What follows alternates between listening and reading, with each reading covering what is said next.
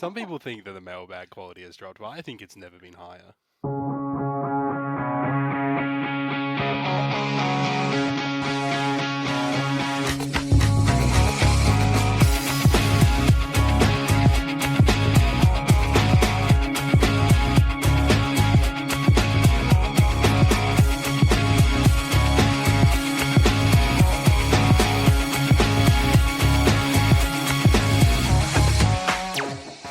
Hello and welcome to the Footy Mailbag. Thanks for listening to us during the 2025 preseason to help you get your starting team and season strategies in order. My name is Damo and here with me as usual is Clarky. Hello listeners, this is just a friendly reminder to check in with all of your mates. Just make sure everyone's doing okay.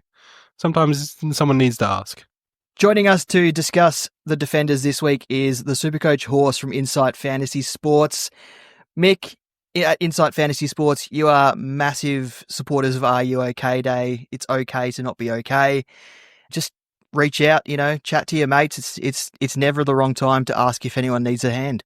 No, that's exactly right, mate. It is okay not to be okay, and it's not weak to speak. So regardless of whether you need someone to talk to that you're close to or someone absolutely anonymous, there are helplines out there. Or just ring a mate, speak to your parents, speak to a sibling, speak to a family member. It's not weak to speak. Yeah. So, Mick, how is your team shaping up at this point of the preseason? Oh, always thinking that I'm going to take out the top spot at this time of the year, Damo and Clarky. So, the confidence has never been higher at the Horses for Courses. But as you and I and Clarky well know, there's a lot of water to go under the bridge before round one, starting with, we've got practice matches that start in, 10 days' time? Yeah. It's juicy. I can't wait to actually see some football and have some real life data to go on that's not like training simulations or training notes, which there are lots of people doing great training notes out there. Shout out to, is it Nerds for Life? It is. Yep. Doing absolutely brilliant training notes on both TikTok and other social medias as well. I've been getting them on TikTok really well. So if you're listening, nerds, you're in my algorithm, so it's out there. I'll make sure to repost you. It'll be good to see some practice matches, I think, to help us make those decisions. Do you have anyone who's immediately locked for your team, regardless of anything that happens this preseason? Yes, for me, yes, and that's Harry Sheasel. Listeners, pull back the curtain. We were just speaking about this, about whether to cheesel or not cheesel. Yeah. What's got you convinced about him, Horse? That it's class personified, Clarky. So you look at a person like Sheasel, he's so clean with the ball, he's got that natural ability to win the ball. But then when he gets the ball, he doesn't waste it. He's hitting targets either by hand or by foot.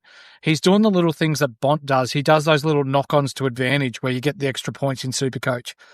I feel like with the additions of Caleb Daniel down back and with Luke Parker to add some muscle through the midfield and the underrated pickup of Jack Darling down forward, this now gives them some extra options around the ground, bigger senior bodies to help him as well. We got to remember, he's still coming into his third year. And he went from a 99 average in year one to a 117-point average in year two. That's a huge 18-point increase for Sheasel. Is he going to go up 18 points again this year? Probably not. But when you're looking at the way that your defensive premiums are at the moment, with the amount of ball that he can win and with the way that he uses it, I think he's got to be a lock in your side. Yeah, I think if you're looking in that uber premium defender area, it's hard to justify any other pick just when, as you said, he's got so much class about him. And I love Harry Sheasel. I love watching him play. It's so funny, isn't it, that we've had so many great North players to think about SuperCoach-wise this season that I wouldn't have thought of in any other capacity. North Melbourne would not be on my radar for any other aspect of football right now. Shout out Aaron Hall. Yeah. Rest in Damo, peace. Can I ask you, mate, do you think it could be a case of people who fade Sheasel, are they trying to outthink the room? Or do you think there's a legitimate argument for fading Sheasel? I think people worried that perhaps he's priced at his peak. But I think for over 600K, and I know in the back line people do consider that a lot to pay, you're actually getting a captaincy option who could possibly get dual position eligibility throughout the season at some point. So I think even though, yes, 635k is a lot to invest, you're almost picking your M4, maybe M3 long term, and just I think people just need to simplify what's in their mind and just pick what makes sense. Yeah, as somebody who's trying to outthink the room, I think you're all mad. You're all stupid, and I'm so smart for not picking Cheezel. No, it's. I think there's versions of teams that look good with him and look good without him, right? Like it's one of those things where he's in that price bracket where if you're not buying Cheezel, you're probably buying Bont on a different line, or you're buying a Zach Butter, like an additional Zach Butters. So I think it's just a matter of what your plan is for your defensive line, which we will get into. Yeah. At some point. But I think it's a really good question. I think it's something that people should be considering when they're setting up their back line is, do they have an anchor, and it's definitely Cheezel, but are you willing to pay it? The Footy Mailbag has contributed to Supercoach Swordplay's season guide, which is available for pre-order now. Use code FootyMailbag10 to get 10% off your pre-order. We also have one to give away because our Open League hit 100 entries before February kicked off, and we'll announce who's won at the end of the episode. Look at all you guys jumping in our Open League. We love you, listeners. That's cool. Look at you all little organized, like ants. You're all little mailbag ants. Grab a piece of mail on the way out. Deliver it to someone. Let's quickly run through some Supercoach relevant injury news. Harley Reid is on a modified program to reduce his loads. General soreness is hampering his preseason at the moment. Hayden Young is out for at least the next 3 weeks with a hamstring strain, while Shai Bolton is on the lower end of the scale with a calf issue and will be a test for the All-Stars game. Also at Fremantle, Sean Darcy is having a clean-up on his ankle and at this stage is only ruled out for round 1. Isaac Cumming is back in full training in Adelaide, and Liam Jones is out with a long-term hamstring injury at the Bulldogs, opening the door for popular rookie Jed Buslinger to possibly make his debut. Darcy Parish has been ruled out of Essendon's first preseason game with a back complaint, but the Bombers are confident he'll be able to suit up for round 1.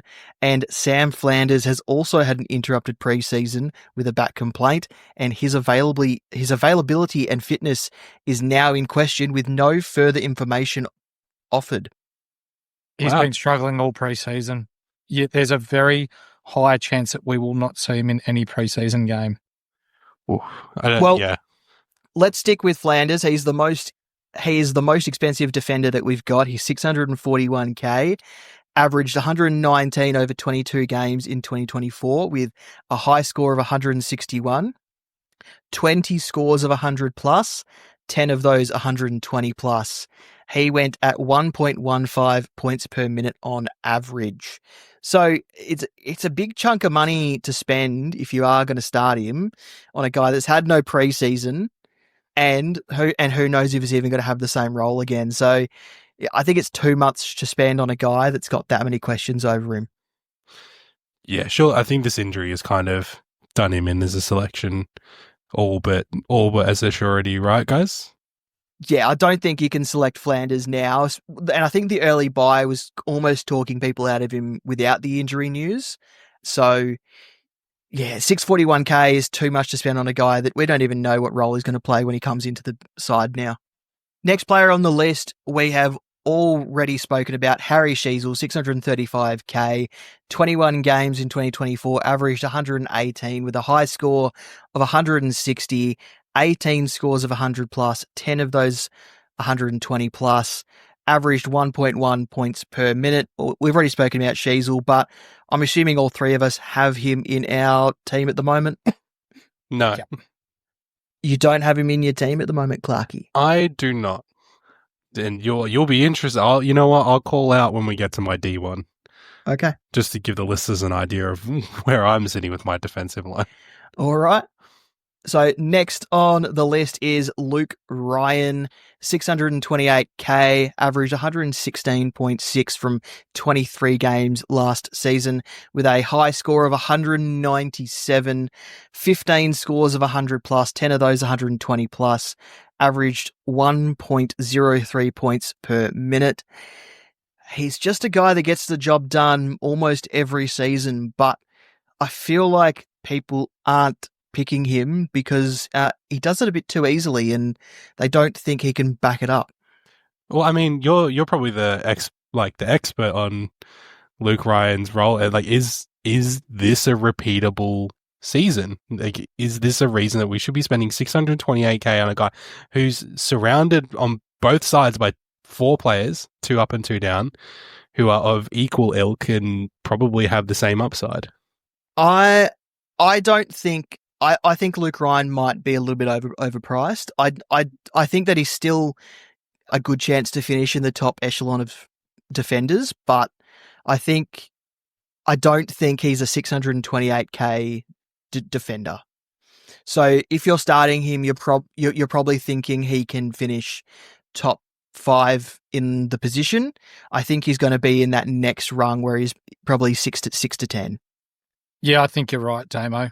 Looking back at his numbers last year, they were ultra impressive up until the bye, and then Longmuir changed the game plan a little bit, and it wasn't so much of a kick-to-kick between him and Jordan Clark down back, and they started to take the game on a little bit more, and he only ended up scoring 4 tons in his last 10 games. So at that price, that's what's scaring me. If we move to Lockie Whitfield now, 598K, played 25 games because the spreadsheet I'm using includes finals, averaged 109.7 across those games with a high score of 153, 19 scores of 100 plus, 7 of those 120 plus, 1.06 points per minute on average. Well, 19 scores of 100 plus in 25 games just screams consistency to me, but the 7 scores of 120 plus only within that 19 says that he doesn't have a high ceiling, but he's going to be a consistent guy for you. Yeah, I think so. When you're looking at GWS and their game plan of get the ball to Lockie Whitfield anywhere from D50 or between the arcs to use the ball, he's going to rack up numbers at will, and his disposal efficiency, it seemed like went up last year. I felt like he was lowering the eyes a little bit more and looking for targets instead of just bombing long and hoping. So GWS's game plan was structured around getting Whitfield the ball, and especially early on, how they've got, is it 4 or 5? You boys might be able to help me out here with players with 2-game suspensions from last year's indiscretions from Mad Monday. I feel like they're going to rely on him even more early on. Yeah, from memory, the guys with suspensions aren't regulars of the AFL side, but I think they're going to be missing a couple of guys, and Whitfield might be called upon for a little extra responsibility and perhaps maybe up the ground for the first couple of rounds to cover some of those absences. So we could see him have a slow start, but I think as the year goes on, he's going to be one of the top defenders for the rest of the season. But Clarky, the early buy is worrying people. I think last year showed that you can start these early buy players, just don't stack your team with them. Yeah, I think you have to be selective about which ones you're willing to cop and make sure that you're keeping track of it yourself so that you don't find that you are shorthanded in one of those early buy rounds. I think Whitfield has a really positive first 3 matchups as well in Melbourne, Hawthorn and West Coast, which are all teams that are relatively positive for GWS. In fact, in 2024, he scored 133, 152 and 124 against those opponents respectively. So if you're structuring your team around Lockie Whitfield's bye because you need to get him in, he's got those 3 big scores respectively to help him cover off. So there's no reason that you can't plan around it. Next player on the list, cue the boos. It is Dane Zorko. Boo. Yeah. Boo. Dane Zorko, boo. 595K, 27 games last year, 110.3 average with a high score of 161, 18 scores of 100 plus, 8 of those 120 plus, 1.05 points per minute on average. Well, he's now a defender, was a forward last year, but I don't think that role's going to change because it worked too well for Brisbane. Yeah, and with the news today that it's looking like Coleman's going to be out till potentially around 4 or 5, that's going to allow him to get an open run with that open running style, game style that Brisbane have for him down back. Sydney, West Coast, Richmond, the first 3 games as well. It's tasty, it is, but they do have that early buy as well.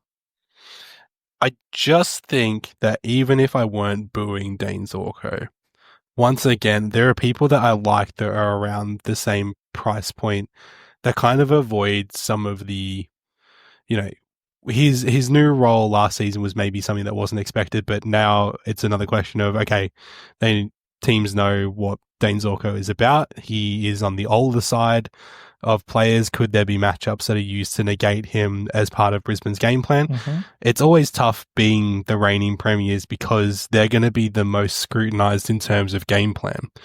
We see it every year where we know that they are the bar. Like the bar is raised to Brisbane.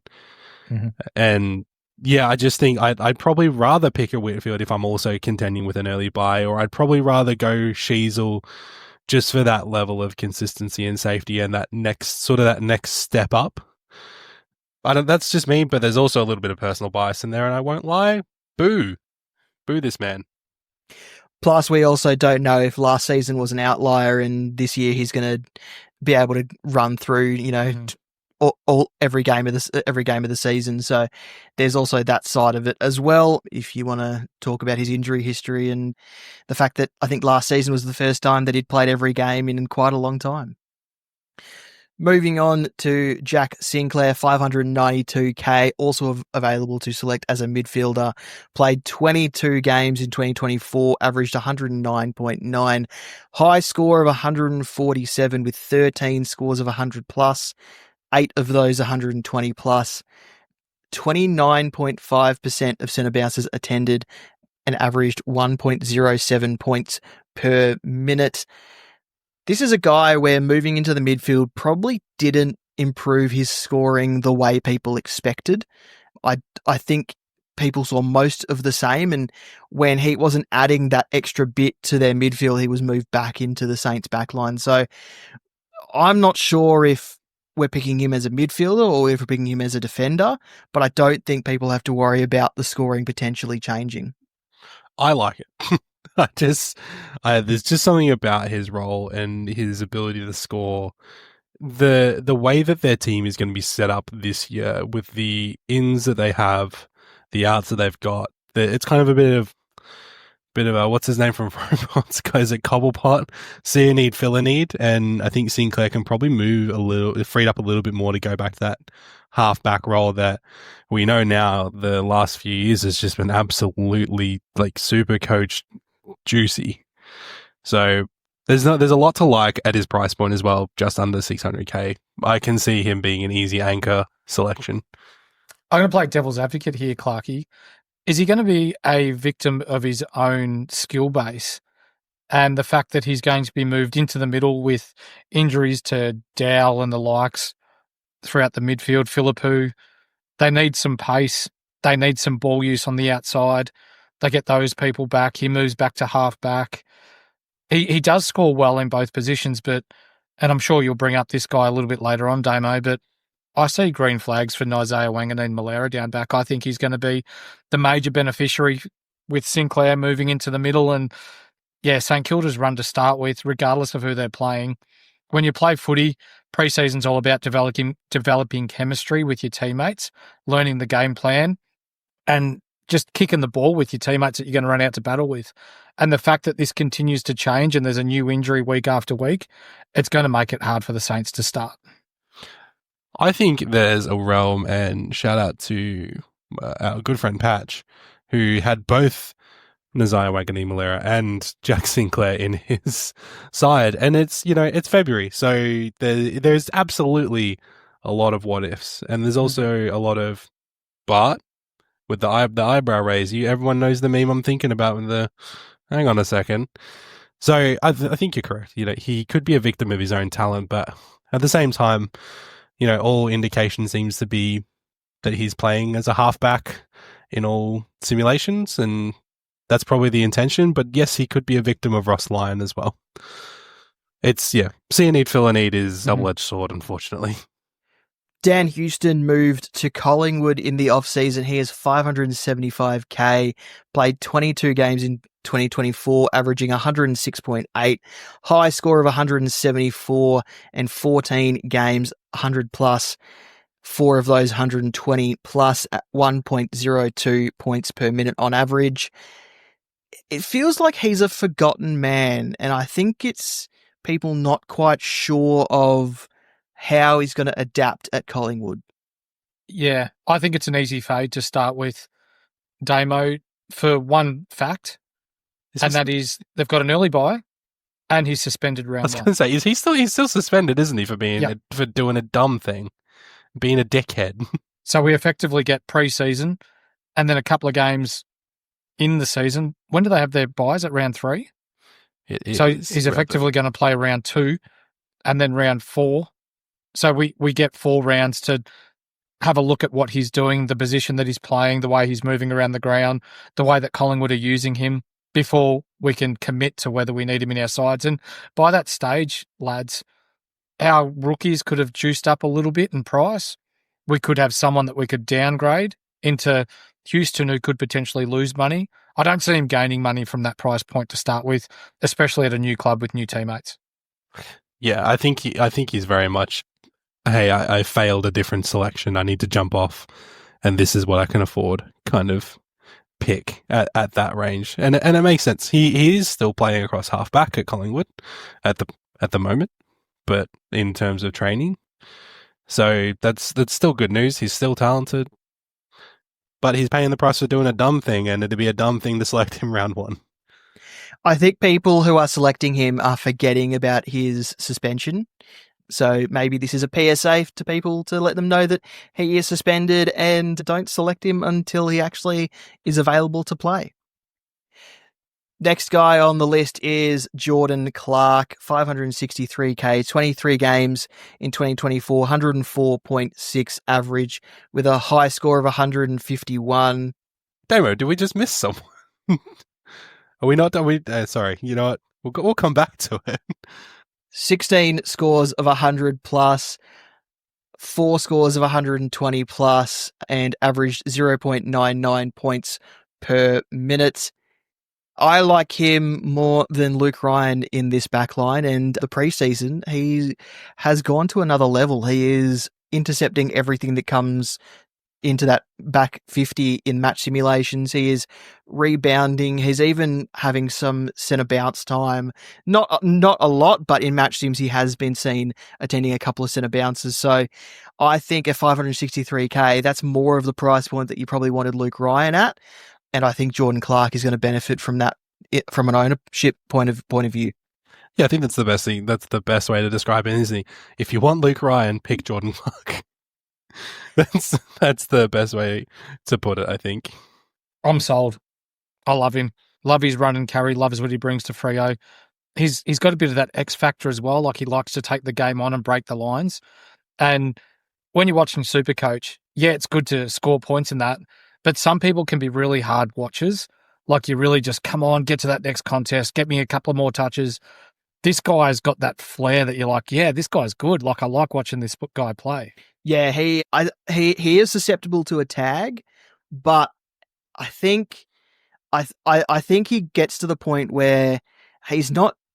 He's damaging from a SuperCoach point of view, and damaging if you let him go. But when you tag him, the Dockers are able to replace that with a Corey Wagner or a Heath Chapman, or even changing Luke Ryan mid-game and giving Jordan Clark Luke Ryan's role. So it turns into if you stop Clark, you've got 3 others or 4 others that you can't stop. So the tag then eventually moves and he eventually gets free. So yeah, I really like him from that point of view, as well as at the tag doesn't stick out for an entire game. Yeah, Clark's notoriously unstoppable as well, and handsome. Mm-hmm. Damo, before you move on, I need to ask a question. Much to my own chagrin, are we going to skip over Nick Martin given the news that we have about Jordan Ridley? Does that make Nick Martin more SuperCoach relevant? I did diss him a few episodes ago. Sorry, Jesse, but he's now semi-relevant because Jordan Ridley seems to have had a major injury setback. All right, let's talk about Nick Martin. 566k, 23 games in 2024, averaged 105 with a high score of 142. 12 of those scores above 100, 7 of those above 120, 0.89 points per minute. Horse, as the resident Bombers fan here today, how do you feel about Nick Martin? Don't like it to start. No, I feel like there's more value in either going Zach Merritt, who people sleep on year after year at 600k through your midfield, or you've got the likes of Zach Reid. Please, God, just let this man be healthy for even half a season. Sardell Hawley, who probably hasn't met expectations in the preseason yet, but I think he's got that it factor that Essendon need. And Isaac Kako.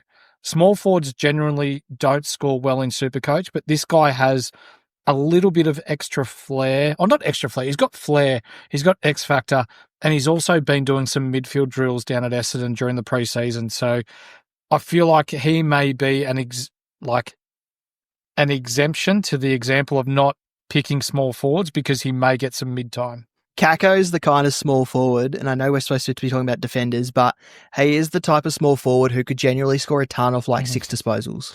Fair enough.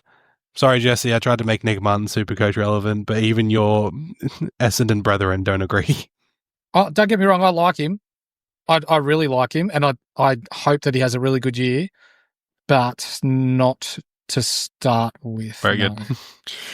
We've already briefly spoken about this guy, but Nazaya Wanganeen Malera is 543k, 22 games last season, averaged 100.9 with a high score of 134, 12 scores above 100, 2 of those 120 plus, 1.01 points per minute on average.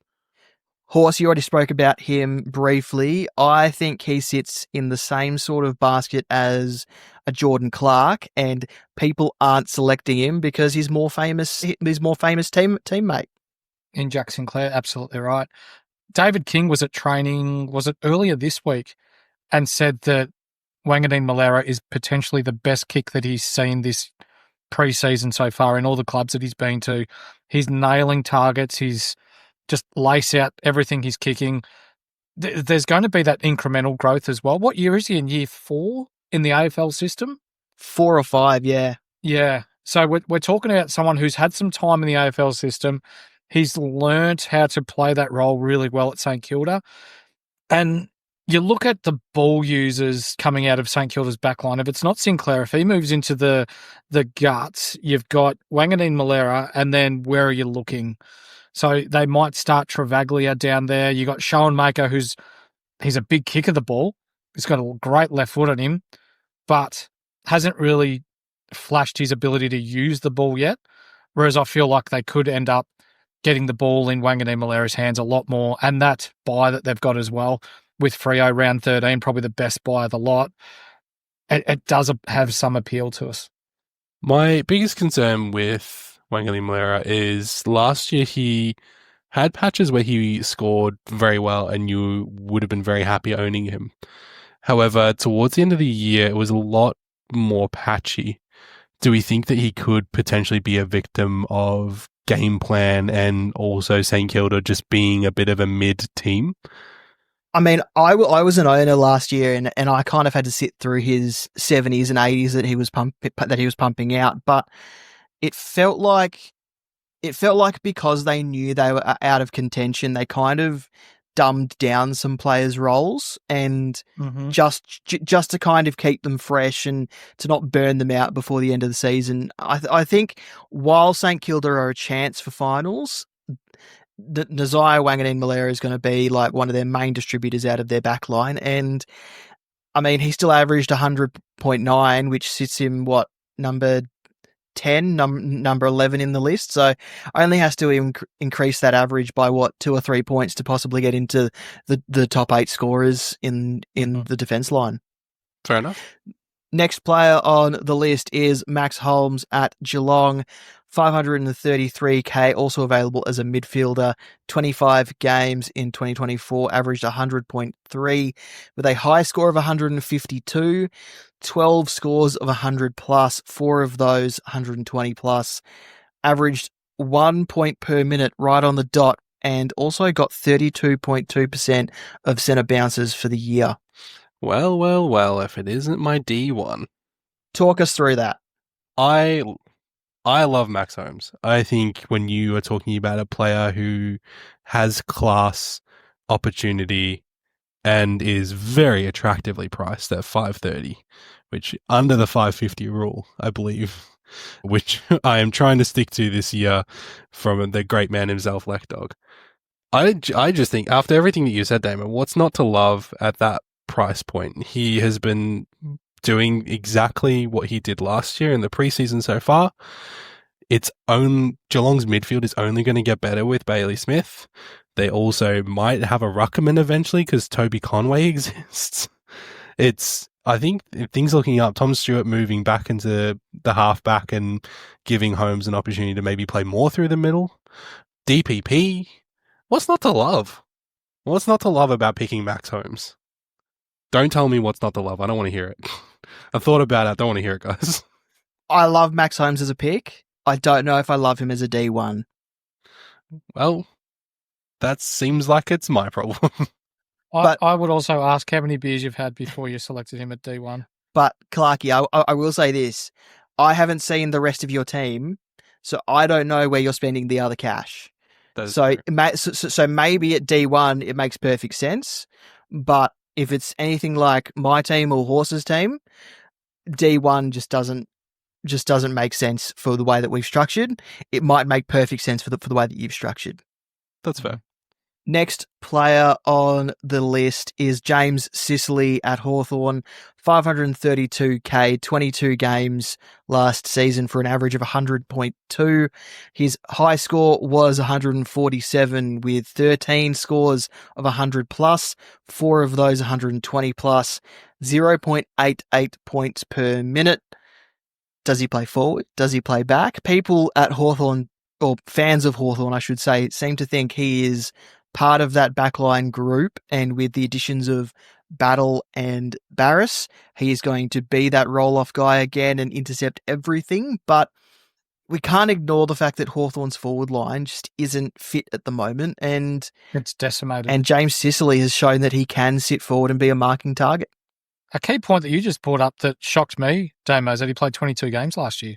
Like, he managed to get through the back end of the season with that dislocated shoulder that he had and could barely lift his arm above his head. So, yeah, good on him for playing 22 games. But he also managed to not get suspended. You just said it, Cal Shadir with the back stress fractures, Mitch Lewis with the knee. Mabir Chol has shown in the past that he flashes potential for 1 year and then tends to regress in the next year. So where do they go to after that? Who else do they have down forward that can be a big marking forward? I'm not sure. I think they might struggle early on, and one of my hot takes was that I think Hawthorn will struggle with inside forward 50 marking and could potentially miss the 8 because of this. They've got a really good small forward brigade in Watson and Ginnivan, but if you're relying on Mabir Chol to be your power forward, yeah, there's some holes up there. Yeah, imagine a team not missing finals because they have a shit forward line. I couldn't picture it, guys. Not as a Melbourne fan. Couldn't even fathom that. The problem with Sicily as a Supercoach pick is that he is an impact scorer. I think that's exactly what we saw last year. In a lot of his spike scores, will probably say were related to either him having outlying over the top performances, and then other times during that we've got games where he scored 50, games where he scored back-to-back 73s, like on the dot 73 back-to-back 87. Like, I don't think, given all the information that we have, he feels like a safe gamble. I don't see a world where I think he's one of those players where you're better off jumping on him when it's a little bit settled and we know what he's doing week to week, rather than starting him and being wrong. Because all the data that we have, and this is before preseason games, like we know that nothing really matters until we actually see some games, but if all the information is telling you that we don't know yet, then probably go with, okay, I don't know, that's not a great place for me to spend 530k. Next player on the list is Bailey Dale, 528k defender, of course, because it's Defender Pod. I do this every episode. 23 games last season, 100.4 average last season with a high score of 175. 10 scores 100 plus, 7 of those 120 plus, went at 0.94 points per minute. Now, guys, remember this average includes that, 25 or 35 that he got when he was the sub, so he might be a little bit underpriced. There's also a 12 in there somewhere, I think, as well. Yeah, I think there is. I'm just looking that up now, but I don't know. yeah, I don't know if I could start Bailey Dale again. I did it last year. Wasn't so good. And You're then right. I got rid of him. And then he scored well. And then I felt like shit. And then I thought about bringing him back in. And then he scored poorly again. So, I don't know. I think we want to be finding consistency, but we know that he's talented. So, I don't know. This one's a genuine coin flip for me. I think you'd have to be like a big Bailey Dale stan to start him. It's funny you mentioned coin flip because it seems like his Supercoach scores are pretty much the same thing, because in about a 5-week span, he went 67, 126, 77, 45, 126. So big old coin flip for which score you're going to get each week as well. Didn't he scored 175 after he scored a 12 last year? He scored 12 against Essendon at Marvel, and then the very next week scored 175 against St Kilda. Fuck me. Disclaimer on that, though. Over the past couple of years, Western Bulldogs on average have 4 players in their team that average over 100 Supercoach points per game. So when you look at that data, you go, all right, from the Western Bulldogs, who do we think could average over 100? Bont, English, Richards. Libba, if fit. Who else was that? Sorry. Richards. Getting midfield Dale's time. probably next in line. Yeah. Or it really wouldn't surprise me if Sam Darcy. I was about to say Sam Darcy.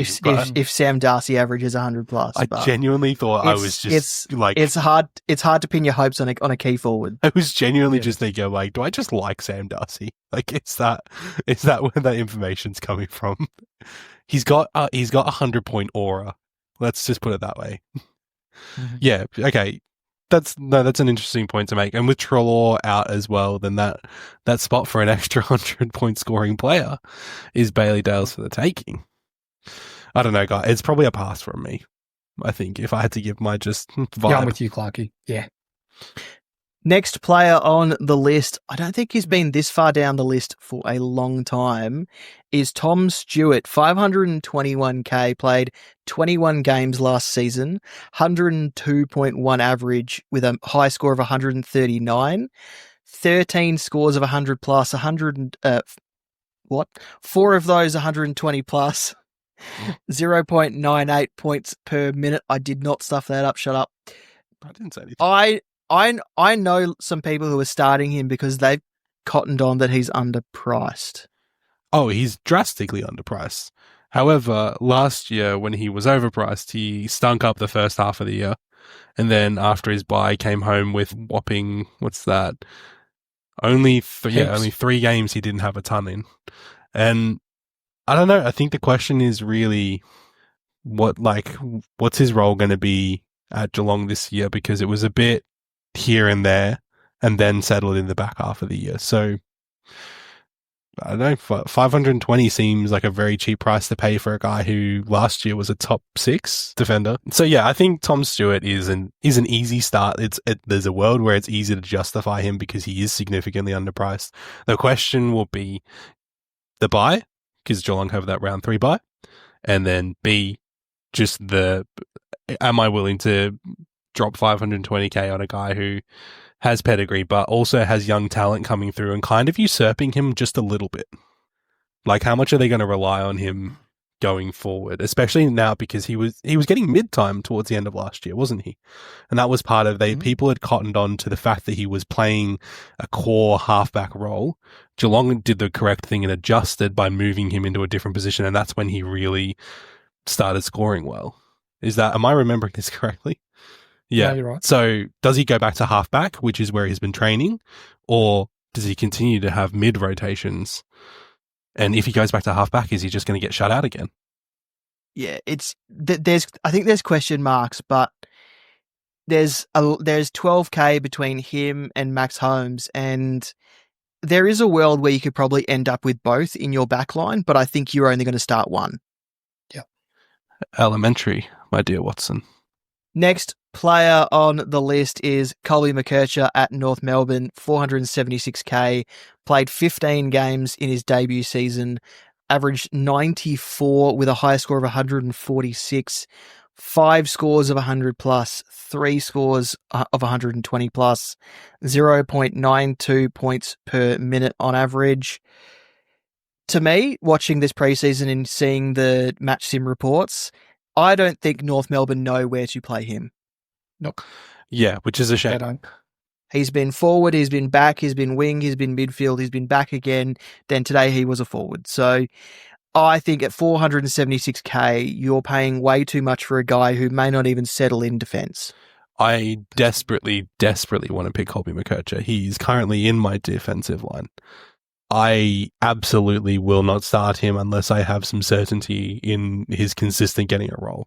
We know he has the ability to score in the role, but as we've sort of spoken about when we talked about Sheasel, it's a very stacked team now, both with young up-and-coming talent and older, more solidified talent. So George Wardlaw is injured his hamstring and will miss 2 to 3 months. Does that mean that McKercher now gets pushed around because somebody else steps up to the mids, right? They've got Caleb Daniel taking most of the halfback core role, which McKercher was getting a little bit of a piece of that pie.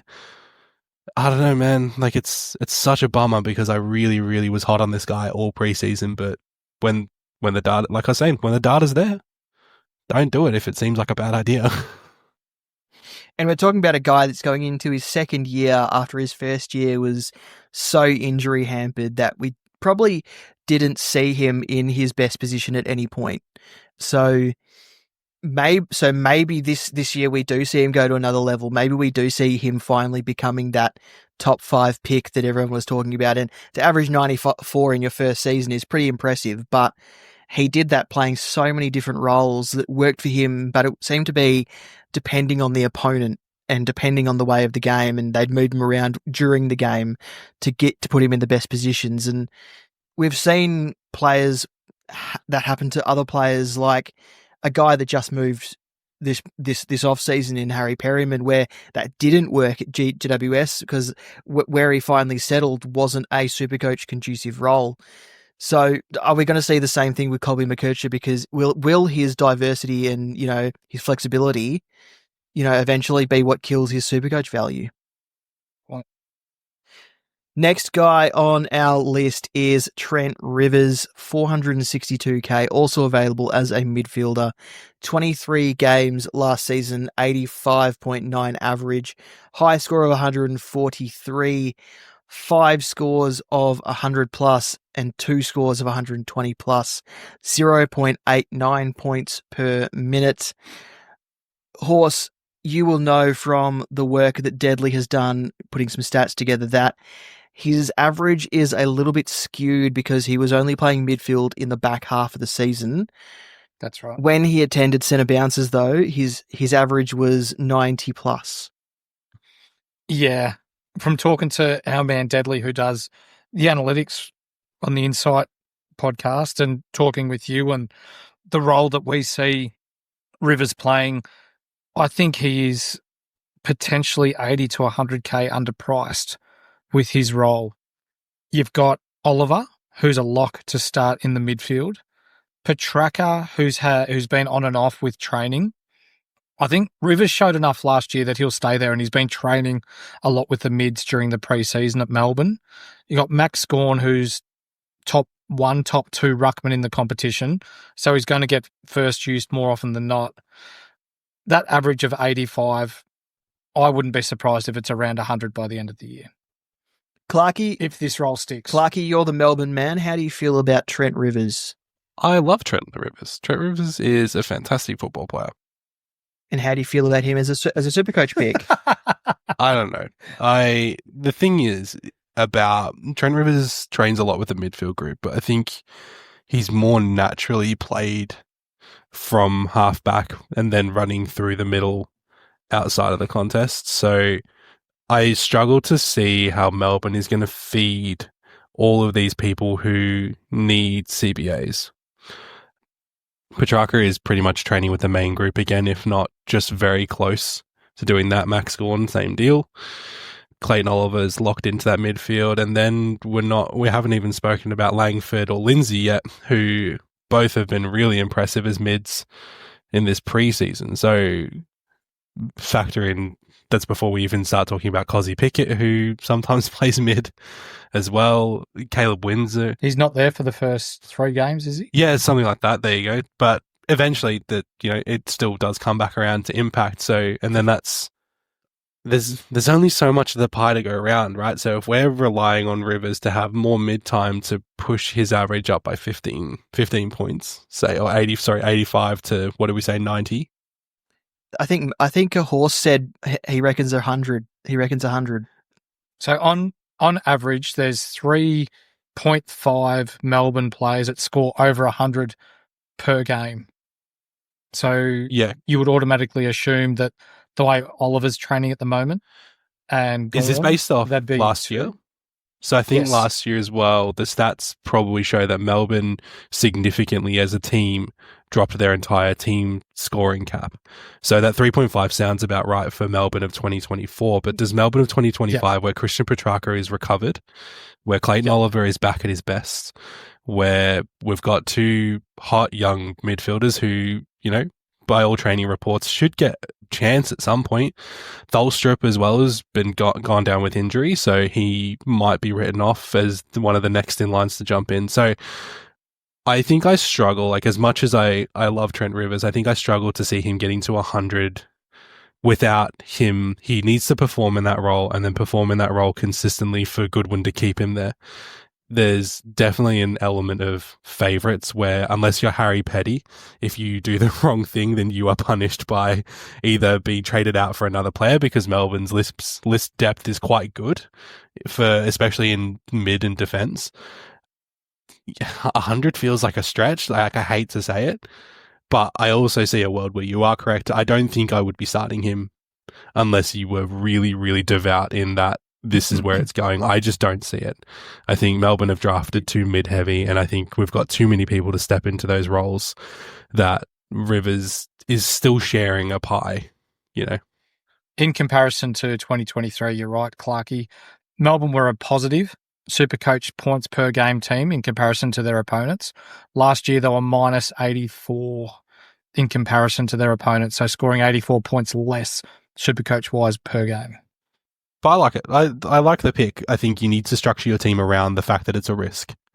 You need to be certain about your other picks. Like, he is your one and only liability, and you have an exit strategy. Good chat.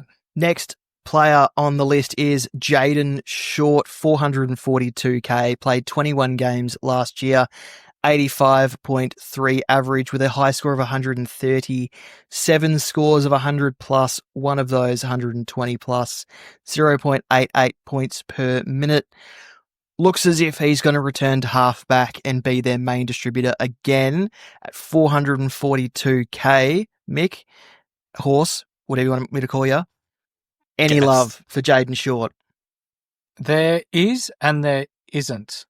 So when we're talking Jaden Short, he is going to be their main man down back.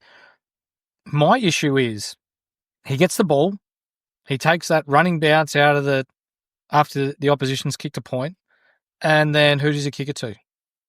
Like, Richmond are going to be full of rookies, your Samson Ryans, your players who don't have much senior experience. Richmond have done a massive clean out, and they've got both eyes. It's not just one eye, both eyes to the future. They're trying to stockpile talent right now before Tassie takes the next however many years worth of draft picks. So they're setting themselves up to do the OKC of the NBA world right now. Short will get a lot of the ball, but what he does with the ball is another thing. I think in an ideal world, he just kicks it straight to Michael Tilafau, right? Just kicks it, just bypasses the entire middle of the ground and just kicks it straight into forward 50. I like Jaden Short. I think he is a player we're talking about underpriced, right, for a role that he has and that he's going to be relied upon. Disposal efficiency, I think you're right, can hurt him, but at 440k, he's, at the very least, he makes money. on that position, just based off he had such a terrible season last year because Richmond are bad. Sorry, Richmond fans, let's not mince words about it. It was a bad year for Richmond because, as you said, they're eyes on the future. Lead by doing. He's got to give him opportunities. He's got to do everything that he can to give the kids an opportunity to experience and play their best. He picked up a little bit towards the back end of the year, but, I think at 440, he's in my team at the moment. I just see that when we're talking about guys who you need an exit strategy for. He is a pro for him, though. You're right, Clarky. He kicks a lot more than he handballs. Last year, there were games where he was going 4-5 kicks to every handball. So that's, for Supercoach, I love that. The next two guys, we're going to go side by side with each other because they are Matt Roberts and Callum Mills, both at the Swans. Matt Roberts is 434k, played 20 games last season for an average of 87.3. His high score was 161 with 5 scores of 100 plus. One of those 120 plus went 0.88 points per minute on average, while Callum Mills only played 7 games for an average of 74.4. No scores 100 plus, no scores 120 plus, went at 0.73 points per minute, but it was an injury-hampered campaign for him. There will be people who want to pick Matt Roberts and Callum Mills, but my gut feel is you're only picking one, especially with that early bye that comes up for them in round, is it 3? 3, I think it is, yeah. And people forget that Mills 2 years ago was priced at 640k. He was magic when it came to Supercoach. Might have even been against Essendon. He scored 207 Supercoach points in a game. So he's got real upside. And yes, he hasn't scored extremely well for a couple of years now, but when you're looking at last year's numbers, anyone that's played footy will know how hard it is when you're coming back from surgery and then you're playing catch-up the whole year. So we're getting him at a massively discounted price. This pre-season, he has been training with the mids and the mids only. So I feel like we're going to get a lot of Mills in the midfield. So if you're going Matt Roberts, who occasionally scored really well but then was moved from half-back to the back pocket to up on the wing or in comparison to the captain of the Sydney Swans that wants to lead by example. He knows he messed up at that Mad Monday celebration where he had to have the surgery. To me, it seems pretty simple to pick Mills. And with Mills being part of that midfield rotation in almost every Sydney match sim that we've heard about, if he's going to resume that midfield role that he had, he's at least 200k underpriced, even if he's only going to get back to that 105 average. So I think he's going to be hard to ignore, especially if his opening round is a blinder. Ari Schoenmaker is 270k at St Kilda. We spoke about him briefly before. Played 4 games, burst onto the scene with that 83 against Brisbane, and then didn't really play that role again in his other 3 games. I think people are picking him on potential, not anything that they've actually seen. And personally, for me, 270k is a bit too much to pay for someone who's pretty much a shot in the dark. Spot on. No notes. And then the last guy we're going to talk about, Josh Sin at 229k at Port Adelaide. Played 6 games last season. Looks like he's been training in the Dan Houston role this preseason, and all the teammates seem to be backing him in to take that role for season proper. 229k, he has been in and out of my side, but I do wonder if at 229k I can possibly get a similar averaging player for 100k, 80k less, and that's what I'm weighing up at the moment. Yeah, it's fine to have the role. I think the question is, do he good at the role? Yeah, role tick, player tick. They traded up for him. They clearly wanted him in that draft. They surpassed your boy Campbell Chester to pick this guy. So, whose boy? Deadly will be stoked to hear that. And so, like, because he's stepping into Dan Houston's role, does he score like Dan Houston? I think that's the question that people have to ask themselves, and we won't know until we see the preseason game. For you guys at 229K, what does he need to average for that to be a successful pick? 75. Yeah. Clarky? 75 seems good. Feels good. All right, we've got a couple of questions. Very good.